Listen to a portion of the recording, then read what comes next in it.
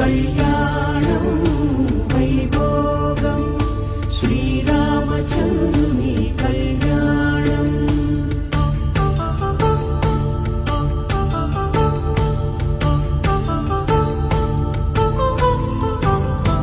అపరంజితరుణి అందాల రమణి వినగాని కృష్ణయ్య లీలామృతం.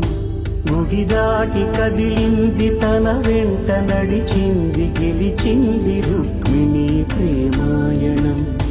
కళ్యాణం వైభోగం ఆనంద కృష్ణుని కళ్యాణం.